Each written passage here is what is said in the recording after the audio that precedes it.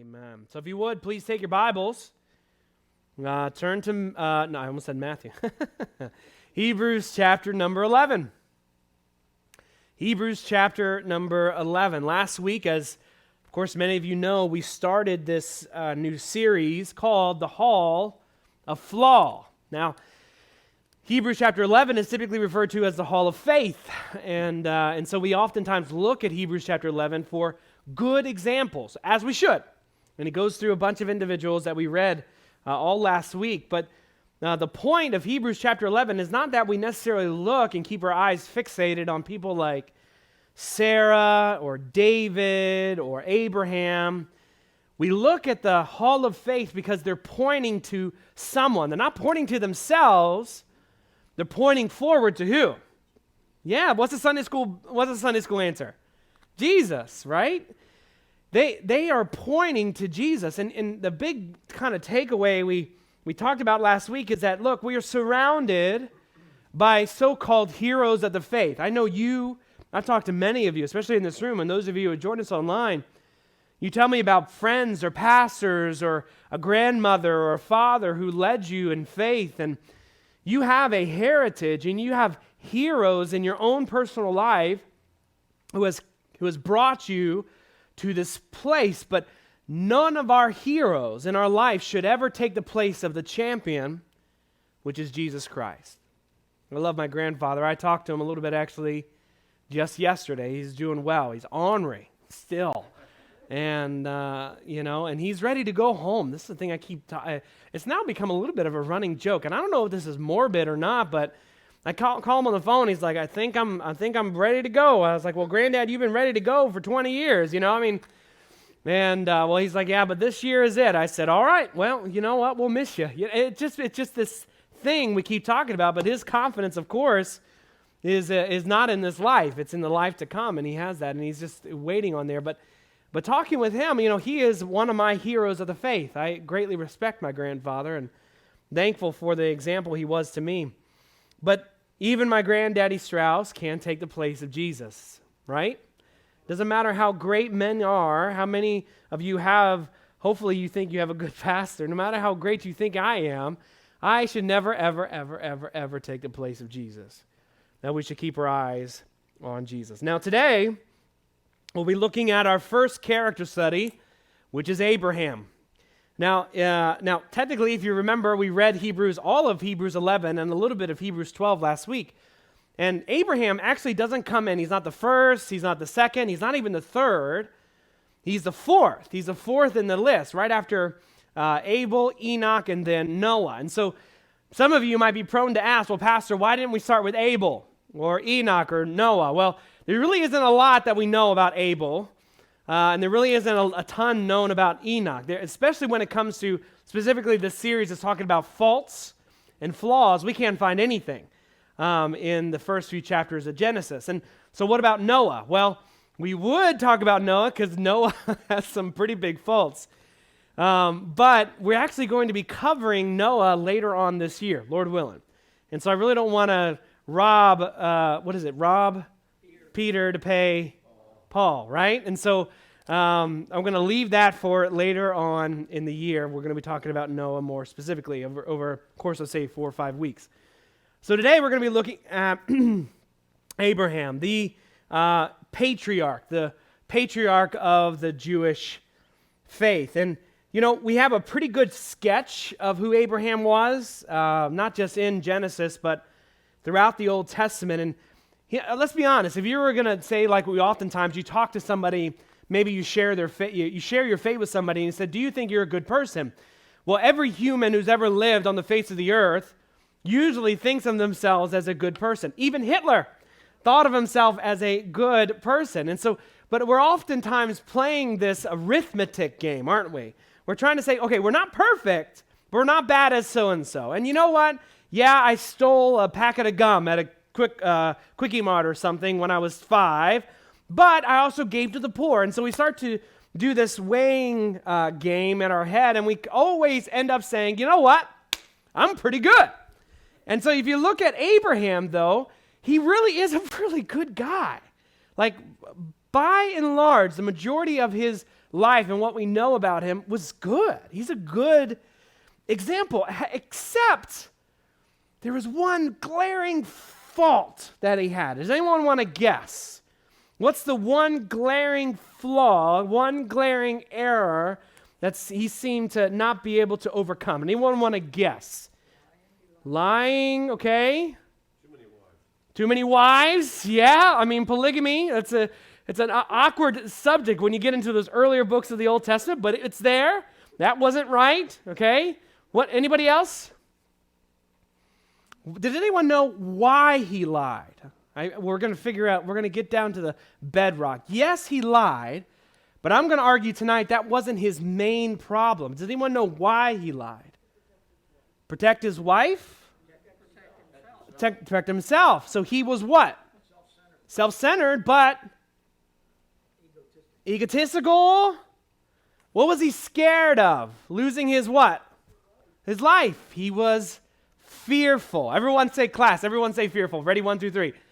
Okay, good job. Man, that took get a root canal tonight, you know.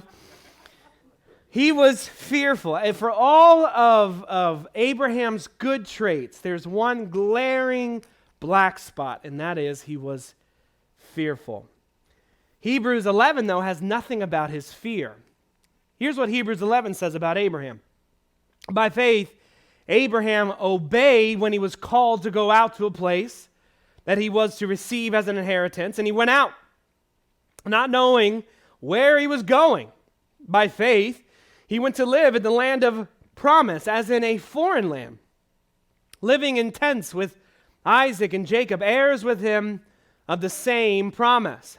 And then verse 10, for he was looking forward to the city that has foundations, whose designer and builder is God. He comes in again later on in Hebrews 11. The Bible says, by faith Abraham, when he was tested, offered up Isaac. And he who had received the promises was in the act of offering up his only son, of whom it was said, through Isaac shall your offspring be named. And he considered that God was able to even raise him, his son, from the dead, from which, figuratively speaking, he did receive him back. And so this is all the writer of Hebrews has to say about the life of Abraham. But there's nothing about his fear, is there? Nothing about his faults. Now, we can't fault the writer of Hebrews. He's making a point about faith, specifically about faith. Now, what is interesting, though, is that if you take all of the characters listed in Hebrews chapter 11, there are only 2 characters who are mentioned twice. Anyone want to guess who one of them is? Abraham. Anyone want to take a jab at who the second person is? Moses. Abraham, specifically in Hebrews chapter 11, is talked about there's 2 faith deeds. What was the first faith deed that Abraham did? He stepped out by faith and went where? Yeah, the unknown land. And then the second one is this. He what? Yeah. Moses, there's technically three acts of Moses later on in the chapter.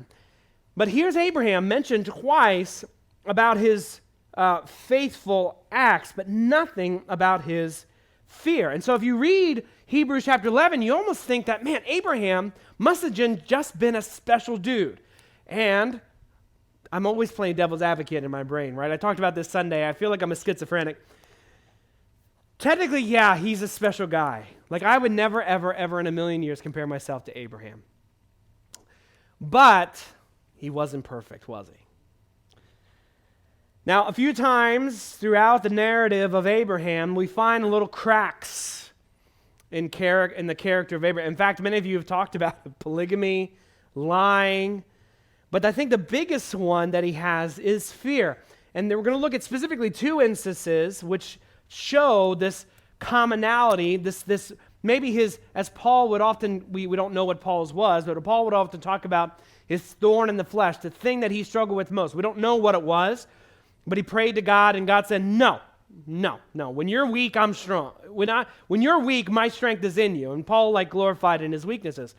And so here's Abraham. His fear, my goodness, I keep cracking here. Sorry about that, guys.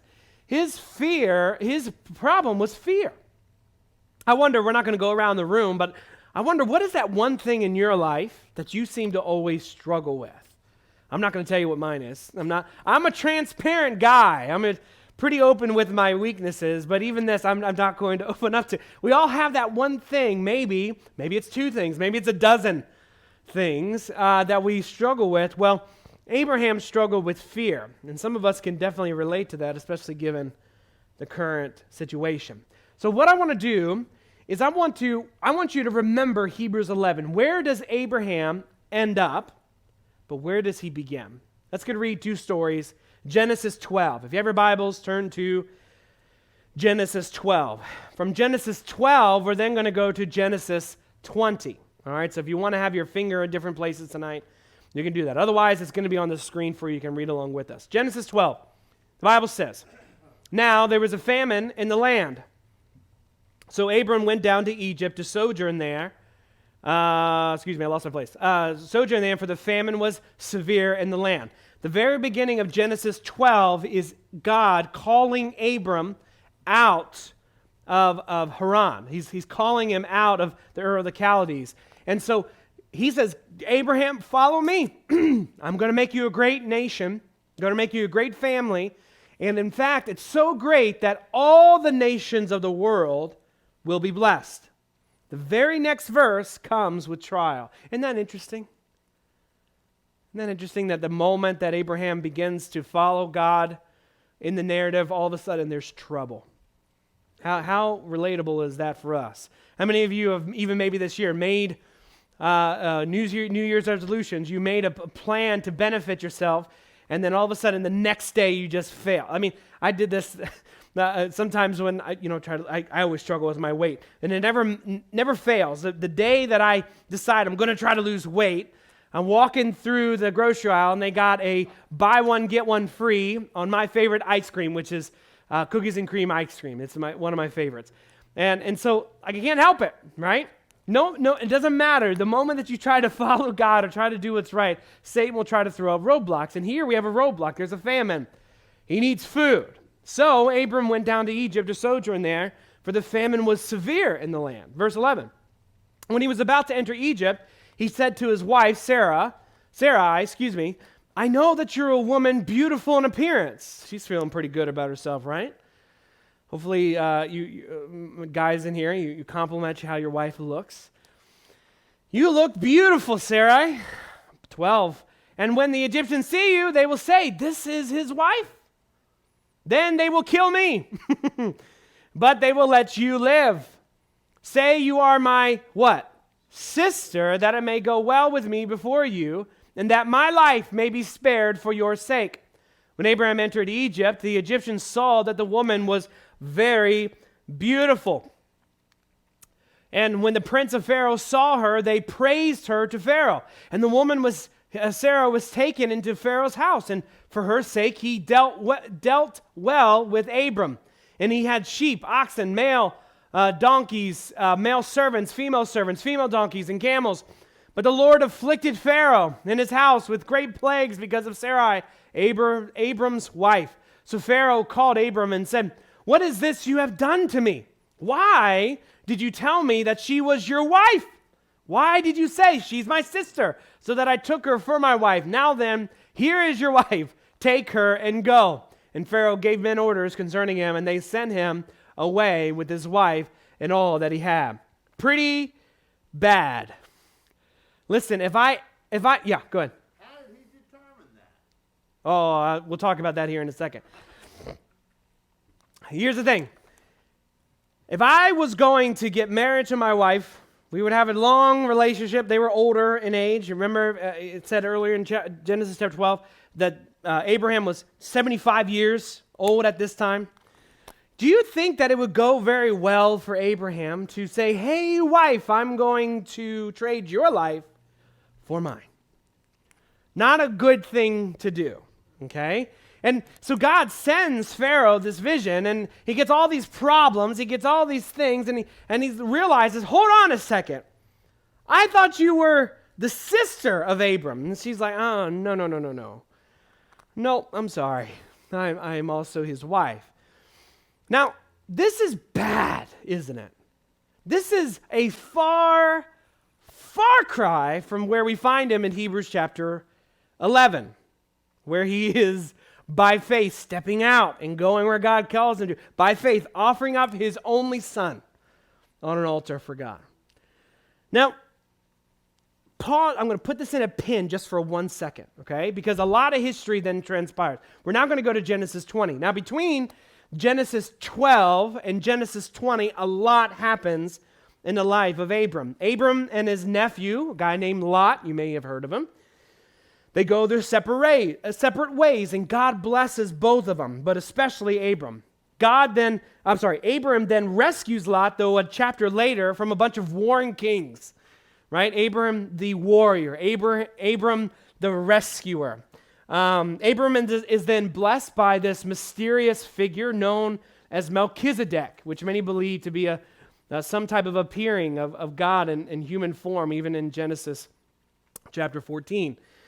After that, God formalizes his covenant with Abram. He makes it a formal decree by all metrics that you are it, Abram. I have a relationship with you and you alone, but you will only have a relationship with me.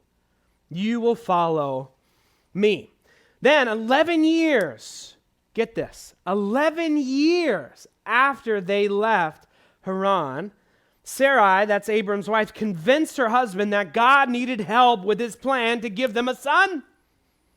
Isn't it great when we think that we can help God along with his plan? So, as you know, she offers Hagar to be the surrogate, right? To hopefully, this is what God meant.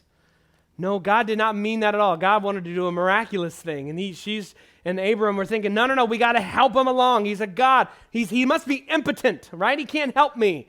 So we must help him, right? And we all know how that ends. After that, Abram's name is changed to Abraham. Sarai's name is changed to Sarah. God then confirms once again to Sarah and Abram that they will have a son. Even though by this point Sarah was 90 and Abraham was, anyone want to guess? 100? What? Even by today's standards and scientific knowledge, that's unbelievable. And by this point, this is the thing that really got me today when I was reading through from Genesis 12 to Genesis 20, a lot of time transpires in just a matter of, 8 chapters, right? It just flies by. And in fact, 25 years. Can you imagine? God says to you, 75 years old, come follow me. You've now walked 25 years with him, and you still don't have your son. And you all know that story. Sarah actually laughs, doesn't she? Oh, yeah. We're going to talk about Sarah next week. But God confirms later in their life that, listen, I will do a great thing for you. After that, Abram intercedes on behalf of Sodom. Remember that? Remember that conversation? Listen, you really want to stump a theologian? Ask him to explain that conversation between Abraham and God. When Abraham is trying to negotiate with God about whether or not he's going to destroy Sodom, it's fascinating. It has boggled minds since forever, as it should. But he is trying to intercede on behalf of these people. But he knows that city is bad, isn't he? He gets it down, whittles it down to 10. And finally, God says, you know what? I'll save Lot and his family. So Lot is rescued. Well, his family, kind of. You guys know the story pretty well. Lot is rescued, his wife not so much. And then we come to Genesis chapter 20. That's a lot, isn't it? Now, again, Abraham is an old man, isn't he? Hopefully, you would think he's learned from his mistakes, right?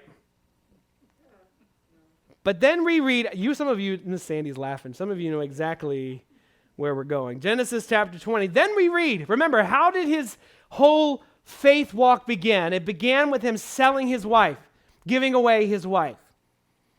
And guess what happens again? Genesis chapter 20.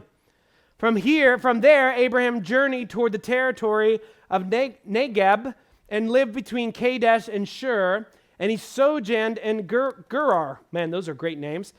And Abraham said of Sarah, his wife, "She is my sister." Should this sound familiar? And Abimelech, king of Gerar, sent and took Sarah. But God came to Abimelech in a dream by night, said to him, "Behold, you're a dead man, because of the woman whom you have taken, for she is a man's wife." And he's like, "Nah, he's a man's sister." Now Abimelech had not approached her, or that's a very delicate way of saying slept with her. So he said, "Lord, will you kill an innocent people?" So notice this, look, Abimelech knows he's in danger, but so is his people. So, Lord, will you kill an innocent people? Did he not himself say, he, meaning Abram, say to me, "She is my sister"? And she herself said, "He's my brother." She confirmed it. He's like, "I did my homework, God." "In the integrity of my heart and in the innocence of my hands, I have done this."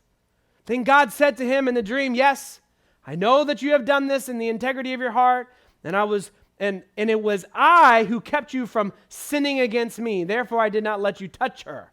Now then, return the man's wife, for he is a prophet, so that he will pray for you, and you shall live. But if you do not return her, know that you shall surely die, you and all who are yours."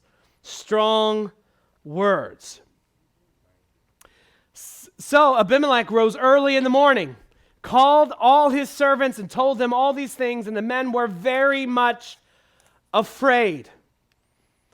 Then Abimelech called Abraham and said to him, "What have you done to us?" And can you just imagine Abraham now? He's like, I feel like I've had this conversation before. "What have you done to us? And how have I sinned against you?" He thought it was a trick. "That you have brought on me and my kingdom a great sin. You have done to me things that ought not to be done." Then Abimelech said to Abraham, "What did you see that you did this thing?" Abraham said, "I did it because I thought there is no fear of God at all in this place, and they will kill me because of my wife." Again, do you see Abraham trading his wife to secure his own life? What a great guy. How chivalrous, right? He's the knight in shining armor. "You go first, wife," and kicks her out the carriage, right? Okay, keep reading. "Besides, she is indeed my sister, the daughter of my father, though not the daughter of my mother, and she became my wife." Now this is funny, because here's Abraham using a little trickery here. He's like, technically, she is my half-sister, right? It's like, from a certain perspective, I wasn't lying to you. That comes to bite him later, and in fact, his kids, because he's got a family that loves to trick one another. Anyway, that's a story for another day. But anyways, he's like, "King, I didn't lie to you from a certain perspective." Verse 13, "And when God caused me to wander from my father's house, I said to her, 'This is the kindness you must do to me. At every place to which we come, say of me, he is my brother.' Then Abimelech took sheep and oxen and male servants and female servants and gave them to Abraham and returned Sarah his wife to him. And Abimelech said, 'Behold, my land is before you. Dwell where it pleases you.' So to Sarah he said, 'Behold, I have given your brother a 1,000 pieces of silver. It is a sign of your innocence in the eyes of all who are with you and before everyone who are vindicated.' Then Abraham prayed to God, and God healed Abimelech and also healed his wife and female servants so that they bore children." And now we get to figure out what's going on here. "For the Lord had closed all the wombs of the house of Abimelech because of Sarah, Abraham's wife." Understand this. God put judgment down on this man, and was it Abimelech's fault? No. And then he told Abraham, who just finished lying, to pray for them who had not done anything wrong. I know. It blows your mind. Can you see? Remember what I said last week? That despite our faultiness, God is faithful. That despite Abraham not being the best example, God still chose to use him. to pray on Abimelech's behalf, even though Abimelech is innocent. God admitted, yes, you're innocent. And even, I love this too about Abimelech, he even doubles down on giving back. Did you notice? He gave him like ox and servants and silver. I mean, like he was like looking behind his shoulder up at God, like, see what I'm doing here? I don't want any part of this. Now, these two instances of Abraham giving away his wife bookends about 25 years of history. Did you see that? That took us a long time for me to simply say that one sentence. At the beginning of his walk with God and close to the end. We're not to the end, but these 25 years are bookended by failure. But the primary flaw of this failure was fear. He feared for what? His life. And he was willing to offer up his wife to save his own skin. Can you believe that? I would be in trouble, to say the least. Abraham feared for his life because he believed God could not preserve his life from Abimelech. Again, do you remember this? At the very beginning, he had a famine. And rather than trust God when he went to wherever to get food, and rather than trust God that he was going to preserve Abraham's life, he wheeled and dealed for food, for the security of his life, and gave away his wife. Remember that quick history I brought you through for 25 years? Abraham battled in one lot back from warring kings. And yet here he stands before Abimelech, and he's timid and scared. Do you see this life of Abraham? And all because he what? He feared. His fear for the kings of this world was greater than his trust in the King of the universe. Through that fear, there was heartache everywhere, wasn't there? We're not told what Sarah thought about this. I wish we were. I wish we knew what how she responded when he said this. We're not told, but she couldn't have been happy about it. Come on. Can I make that? Is that too much of a stretch to say she couldn't have been happy about it? I don't care whether you're a wife today or a wife thousands of years ago. Your husband trading your life for his is probably not going to sit very well with you, to say the least. What's more, both Pharaoh in Genesis 12 and Abimelech in Genesis 20, their families, their servants, their countries were under imminent threat of death. Not because of their sin, but because of Abraham's fear. They were they were casualties of Abraham's fear because he didn't trust God. Now hear me this morning. Hear me this evening. Fear is the enemy of faith because it not only robs your confidence, but it convinces us that we can control our reality.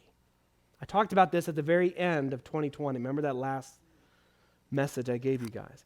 Fear robs us of our confidence, but also convinces us that we can control our reality. Watching today the news, I can't control one lick what happens in Congress. I can't control one lick what happens even here. I can't even hardly control my son, let alone my life.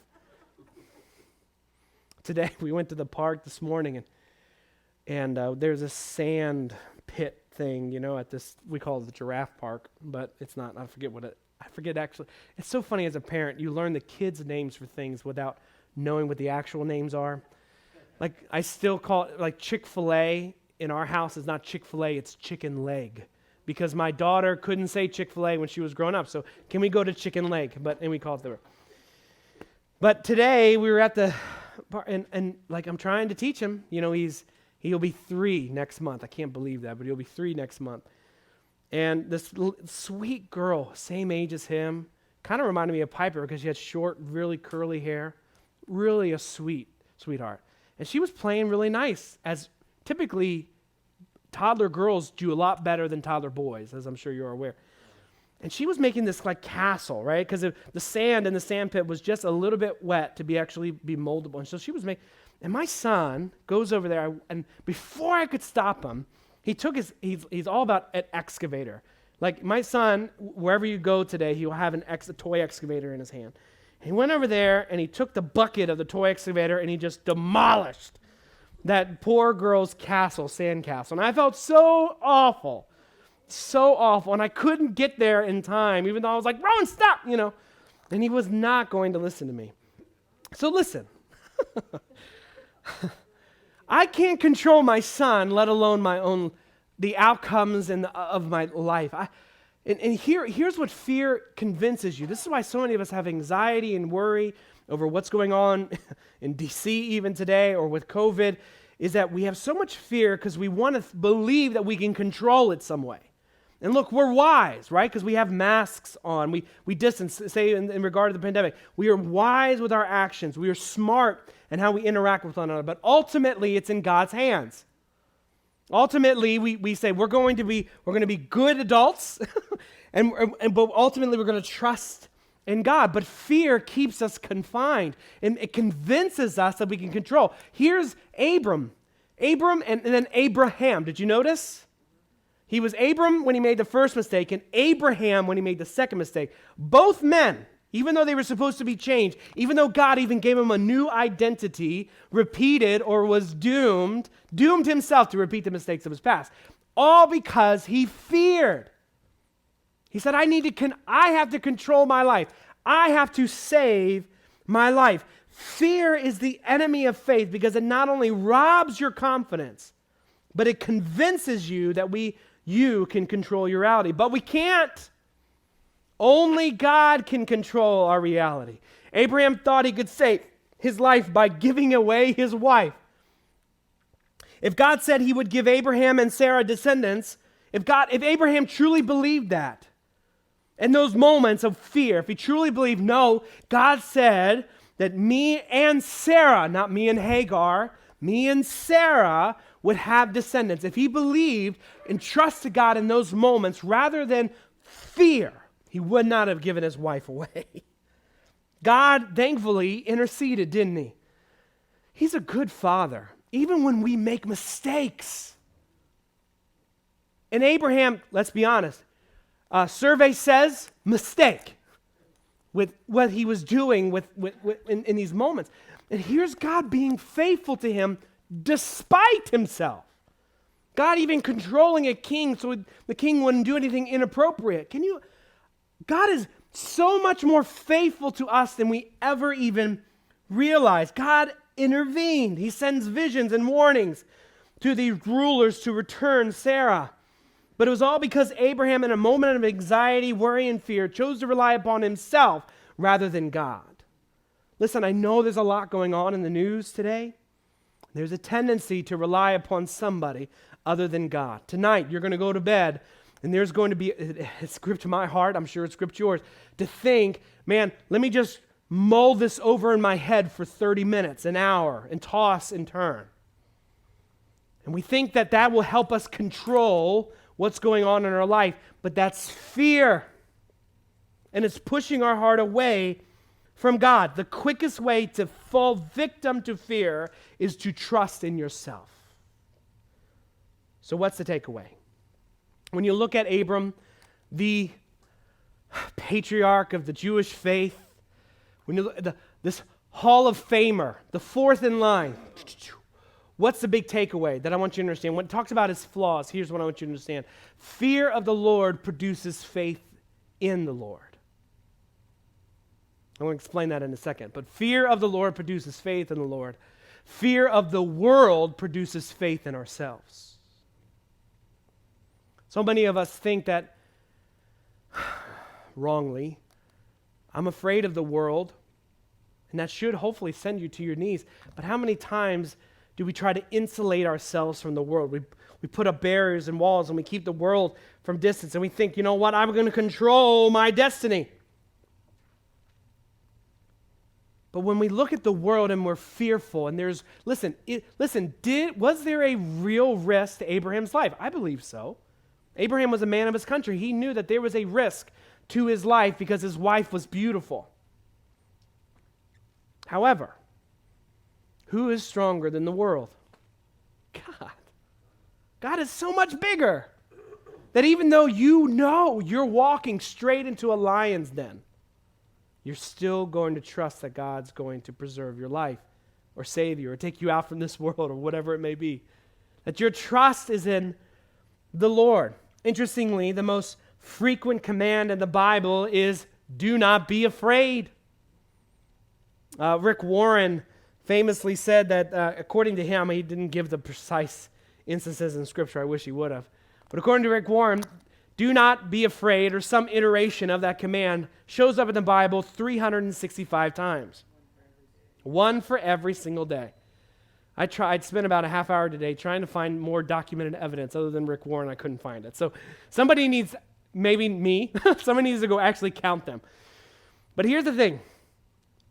If this is true, why would Rick Warren lie about this?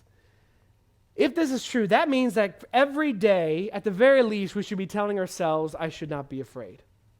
As you look at the news, as you see what's going on in the world, you should be telling yourself at least once a day, do not be afraid. Why? Because you're in control? Why? Because you can save your life?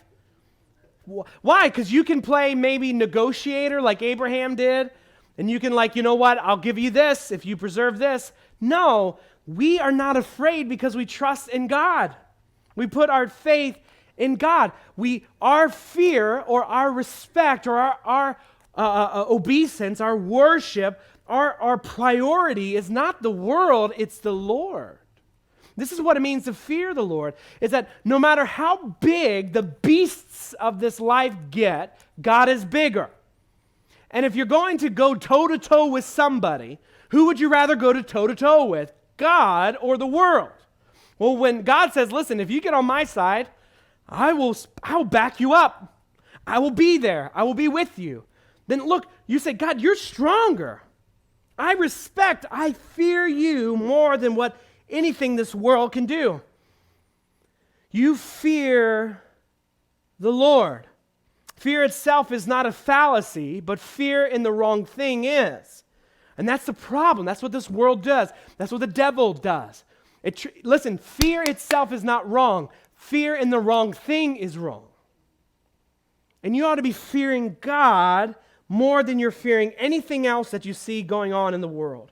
There is only one thing, one person we should fear, and that is God. A fear of the Lord is greatly encouraged throughout the Scriptures. I encourage you to go home tonight, go to blueletterbible.com or a concordance, whatever, and just look up the phrase, fear the Lord, or some iteration of that, fear thou me, or something like that. And notice, just for me, fear the Lord comes up almost 200 times in Scripture. So in one instance, yes, there's 365 times where God commands us, do not fear. But there are nearly over 200 instances where God says, but you should fear me. You should respect me. In Psalm 33, the psalmist even says that in the most straight way possible. Listen, if you're all about, I'm a little confused, I don't know where we're going with this. Listen, Psalm 33 says, let all the earth fear the Lord. Let all the inhabitants of the world stand in awe of him. I'm sorry, everybody, not just somebody, not just some inhabitants of the world, everyone.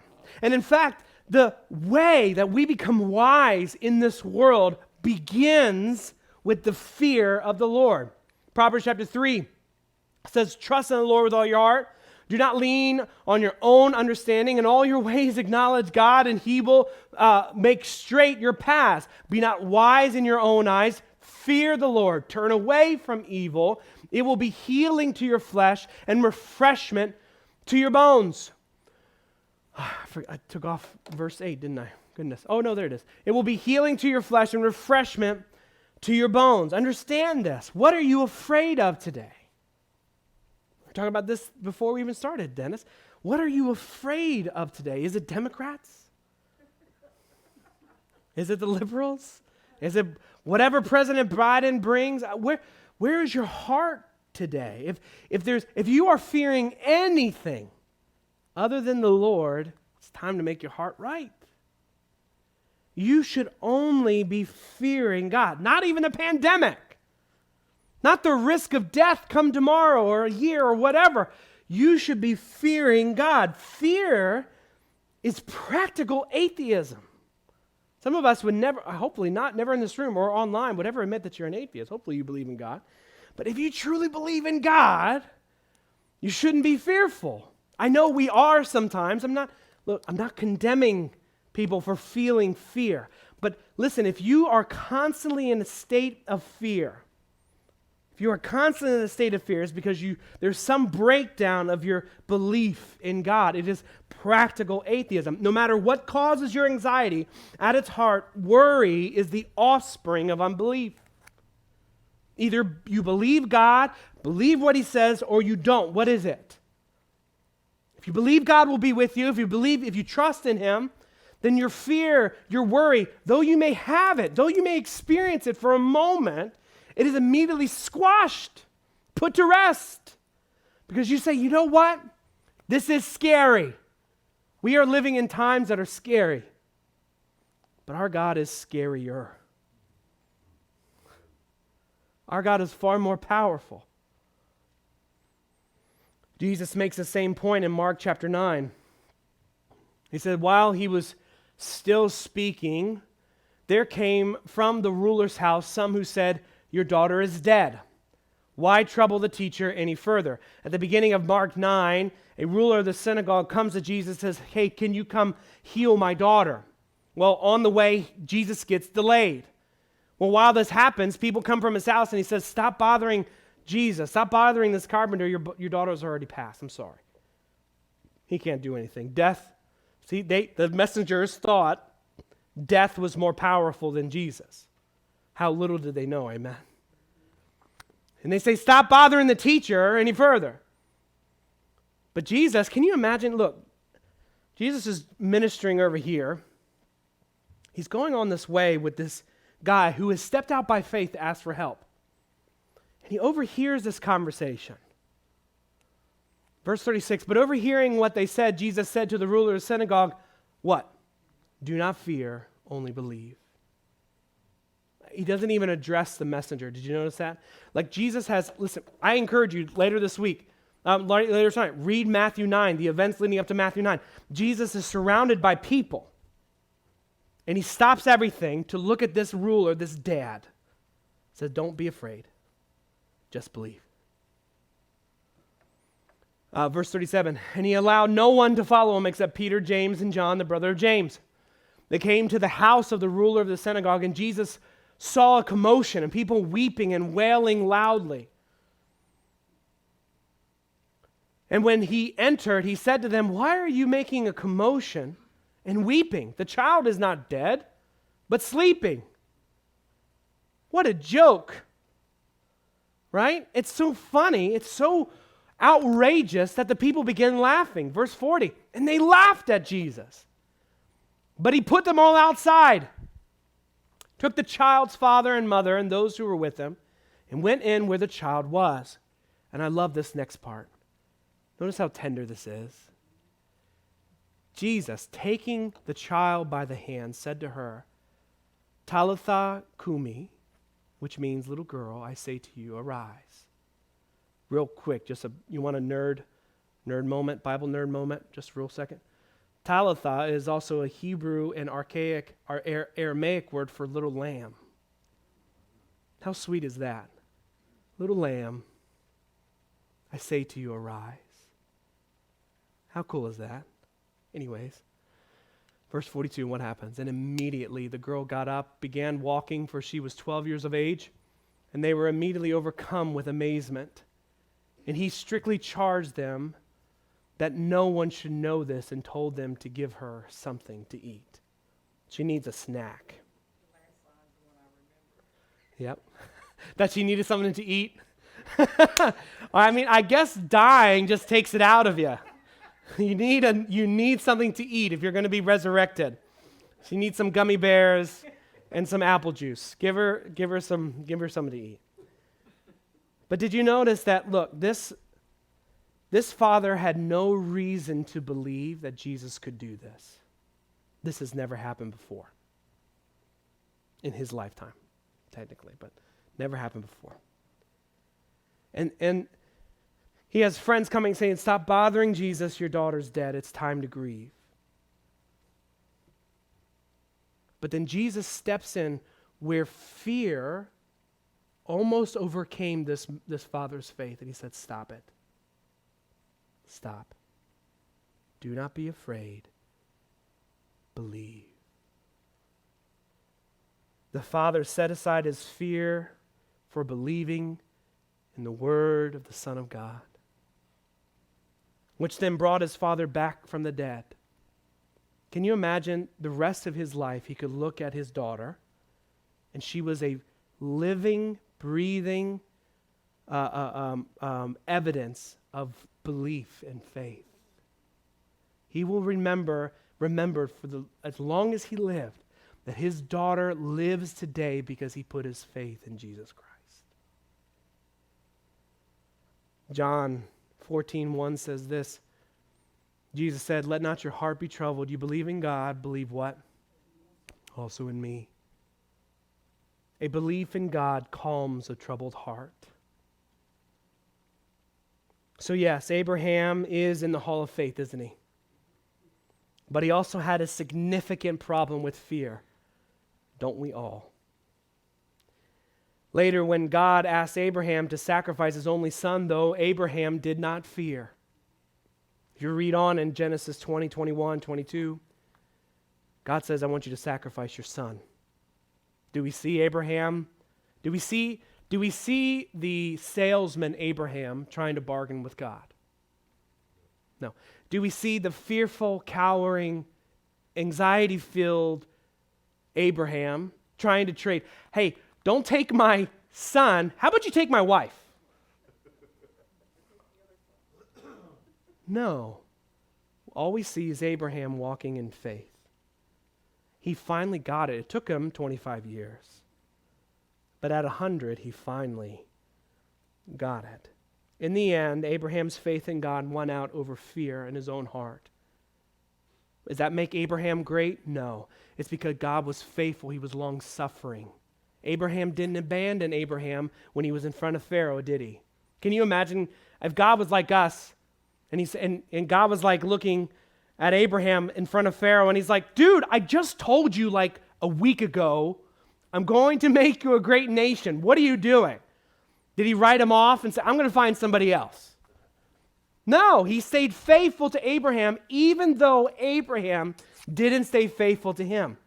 25 years then he walks with God.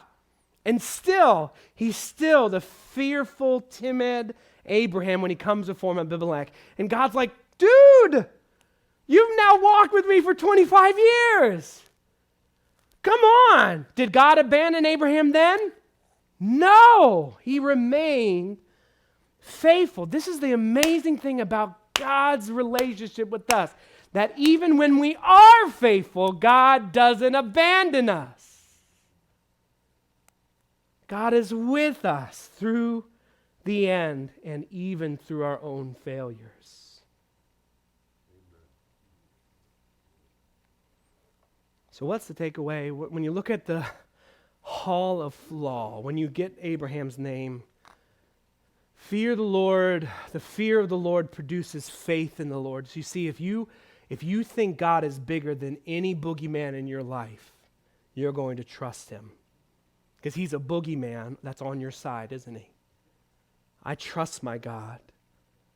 But if you continually fear what's going to happen in D.C., what's going to happen with the pandemic, what's going to happen, I don't know, and you start fearing the world, you're going to turn your eyes away from God into yourself.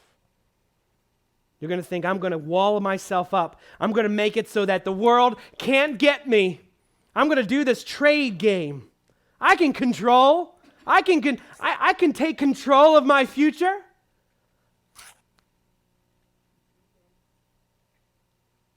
Who do you fear today? Who do you believe today? Are you like that father? I didn't have time to put it in tonight. You're probably like, okay, good. But there's another passage where God is speaking with a father.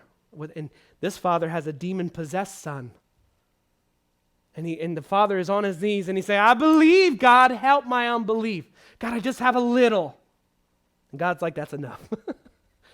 You just need a mustard seed. So church, you may go tonight a little hesitant, maybe a little bit of anxiety, maybe a little bit of fear, but all you need is a little bit of faith. Just a little. And even if you don't have it, even if you say tonight you lose heart, in the coming weeks, coming months, you do become fearful. Even then, when you failed, God is still faithful to you. He never lets you go. Father, I love you. I'm so glad you're better than us. God, I don't know. I mean, if I was Abraham, there wouldn't have been, there would be a whole book to write down all the failures of Ben. By and large, God, Abraham was a great example for us all, but Lord, he still struggled with fear, just like us. Lord, there are so many Christians who, Lord, they're not moved by faith. They're moved by the fear-mongering they see on the news, social media, the scary, scary world we live in. And God, we do live in a scary world. But Lord, I pray that whatever fear we may have of tomorrow, or fear we may have of the baddies and the enemies of our world, Lord, let that fear never, ever, ever trump our faith in you. That no matter how big our enemies get, let us always remember you're bigger. I love you, my Jesus. Help my people tonight. Help those under the sound of my voice to not be moved by fear, but moved by faith. I love you, my Jesus, and I thank you. In your name I pray. Amen. For those of you who joined us online, thank you. God bless you. Have a great week. Lord willing, we'll see you Sunday.